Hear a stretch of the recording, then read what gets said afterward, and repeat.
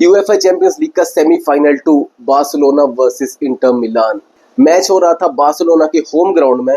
और जिस तरह से इंटर परफॉर्म कर रही है, हम सबको लगा था कि बराबरी का मैच होगा। ऑब्वियसली बराबरी का मैच रहा, 3-3 से ड्रॉ हुआ मैच। एक 6 गोल थ्रिलर देखने को मिला हमें सिर्फ फर्स्ट लेग में सेमीफाइनल की।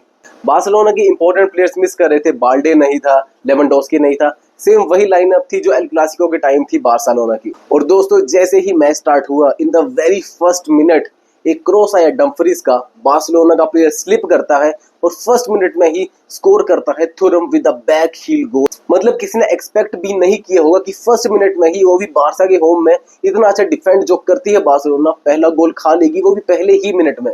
लेकिन मुझे लगता है कि इंटर को खुद भी पता नहीं था कि उन्होंने गोल कैसे स्कोर कर लिया, क्योंकि इंटर बहुत ही बेकार खेली। उसके बाद भी, एक गोल करने के बाद भी सारा पोजेशन बार्सिलोना के पास ही था। इंटर लूज कर रही थी बॉल्स, ना कोई प्ले दिख रहा था, ना लॉन्ग बॉल्स डाल पा रही थी। सिंपल पासिस करना भी इतना मुश्किल था इंटर के लिए। ये जो बड़े बड़े नाम हमें देखने को मिलते हैं, चैल्हानोग्लू या फिर बरेला, कुछ भी परफॉर्म नहीं कर पाए। एक टच लेना भी मुश्किल हो रहा था इनके लिए। ये तो डम्फ्रीज था जो थोड़ा मैच में दिखा, जिन्होंने थोड़ा लेवल कर दिया स्कोर इंटर के लिए। बार्सिलोना बार बार अटैक बना रही थी और जो गोल आ सकता था वो तभी आ सकता था अगर लमीन यमाल गेम में दिखता तो। बहुत सारे चांसेस क्रिएट हुए जब 1-0 डाउन थी बार्सिलोना, लेकिन कुछ कन्वर्ट हो नहीं पा रहा था। लेकिन फिर 21st मिनट में एक कॉर्नर मिलता है इंटर को। एक और मैच और एक और सेट पीस गोल कंसीड किया बार्सिलोना ने। एक सेकंड बॉल है डम्फ्रीज के पास और Dumfries without making any mistake finish किया गोल पोस्ट में। राफीनिया ने ट्राई किया हेडर से क्लियर करने का, लेकिन उसके ऊपर से निकल गई बॉल। सो 21st मिनट में इंटर वाज लीडिंग बाय 2-0। लेकिन हम सबको पता है, जितने भी हमने मैचेस देखे हैं बार्सिलोना के, जितने भी गोलियां खा लें, they always make a comeback. और उसके बाद हमने देखा best footballer in the world Lamine Yamal को। हाँ दोस्तों, एक 17 साल का लड़का। हम डिबेट सुन रहे कि राफीनिया को बैलन डी'ओर दो, डेम्बेले को बैलन डी'ओर दो या पेड्री को दो, लेकिन एक बंदा जो चुपचाप से घुस गया है बैलन डी'ओर की रेस में, वो है लमीन यमाल। लमीन यमाल ने डिलीवर की अपनी best performance of his season. जब भी वो बॉल को टच कर रहा था, इट टर्न्स इनटू मैजिक। हर बार जब भी उसने बॉल को टच किया है, जो वो ड्रैग करता है बॉल के साथ, जो ड्रिबल करता है डिफेंडर्स को, दो दो डिफेंडर्स लगे हैं उसके साथ, स्टिल हर बॉल लमीन यमाल ही विन करके जा रहा था। हर बॉल वही ड्रिबल कर रहा था और अगर उसके पास राइट विंग पे बॉल आ रही है, हर क्रिएट कर रहा था वो चांस।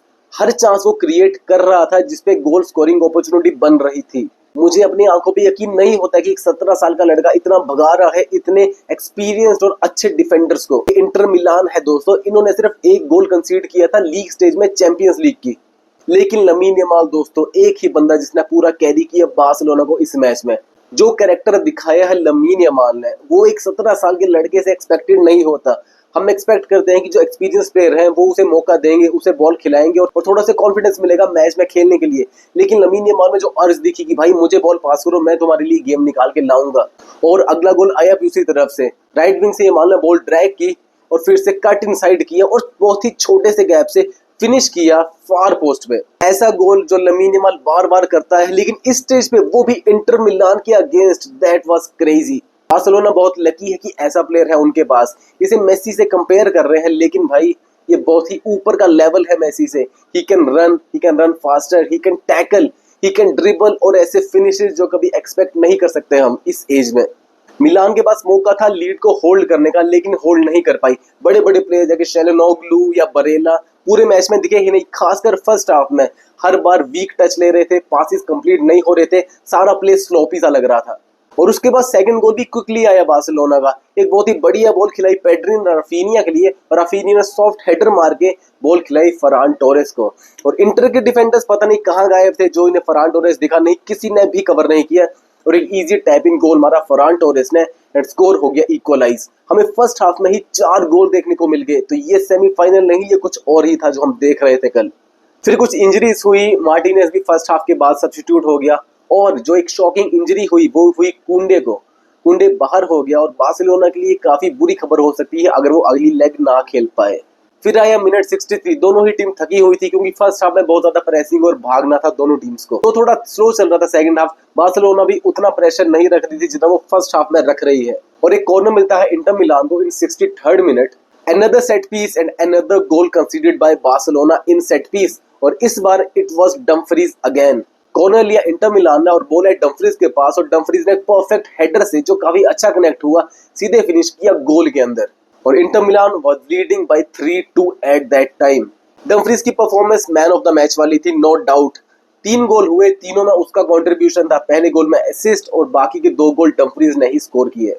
कोई बंदा दिख रहा था पूरे मैच में, वो था सिर्फ डम्फ्रीज, बाकी कोई प्लेयर नहीं दिखा। थुरम ने बहुत ही बेकार पासिस खेले, वो टचेस भी कितने बेकार लिए, नहीं तो कुछ और गोल स्कोर कर सकती थी इंटर। पर इस गोल के बाद इंटर अभी ज्यादा सेलिब्रेट कर भी नहीं पाई कि 64th मिनट में बार्सिलोना ने इक्वलाइजर स्कोर कर दिया।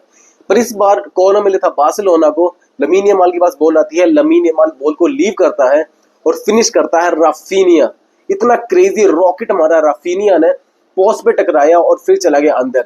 स्कोर बोर्ड पे तो लिखा होगा कि भाई ओन गोल है, लेकिन जिस किसी ने भी मैच देखा है उसे पता है गोल किसका था ये। 64 मिनट और 6 गोल देखने को मिल गए हमें, 3-3 ऑन द स्कोर बोर्ड। उसके बाद काफी चांसेस बनाए इंटर मिलान ने, लेकिन कुछ फ्रूटफुल हुआ नहीं लास्ट में। एक चांस मिला था, एक बहुत ही बढ़िया बॉल खिलाई गई थी मिकितारियां को और उसने फिनिश भी कर दिया गोल के अंदर, लेकिन that was rule offside. Honestly मुझे नहीं लगता वो ऑफसाइड था। वीएआर में देखते हैं तो ऑफसाइड लगता है, थोड़ा सा टो जो था मिकितारियां का वो अंदर था। लेकिन यार वीएआर सिर्फ बार्सिलोना अगेन, इस बार कितनी ही बार हो चुका कि वीएआर ने कितने ही गोल्स डिसअलाउ किए हैं दूसरी टीम के when they are playing against Barcelona. पर अगर आप इतना अच्छा खेल रहे हो पूरा सीजन तो लक भी आप ही का फेवर करता है। एंड 3-3 करना, being 2-0 down, that is some crazy performance. तो इसलिए जो ये कोचेस होते हैं, हैंसी फ्लिक जैसे कोचेस, लुइस एनरिके जैसे कोचेस, इनकी जो फिलोसफीज हैं वो काफी क्लियर होती हैं। यही फिलोसफीज हैं जो प्लेयर के अंदर आपको डालनी है और वो मैच चेंज करती हैं। यही फिलोसफीज आपको ट्रॉफीज जिताती हैं। बहुत ही इंटेंस मैच था, पूरा एक्साइटमेंट से भरा हुआ। Barcelona was the better team in this match, 65% possession थी, शॉट्स भी ज्यादा लिए उन्होंने इंटर से। और इंटर की बात करें तो inter was very poor in this game, incomplete passes, sloppy play, कुछ भी ऐसा दिख नहीं रहा था कि कॉन्फिडेंस के साथ खेल रहे हैं। और इंटर के लिए भी मार्टिनेज इंजर्ड है, अब पता नहीं अगले लेग में अवेलेबल होगा या नहीं। But guys, tie is still alive. Second leg होगा सैन सीरो में, और सैन सीरो का एटमॉस्फेयर आप सबको पता है क्रेजी होता है। इंटर का होम ग्राउंड है और इटली में जाके कुछ भी हो सकता है। Let's wait for the tie. Till then good bye and please subscribe to the channel guys. Good bye.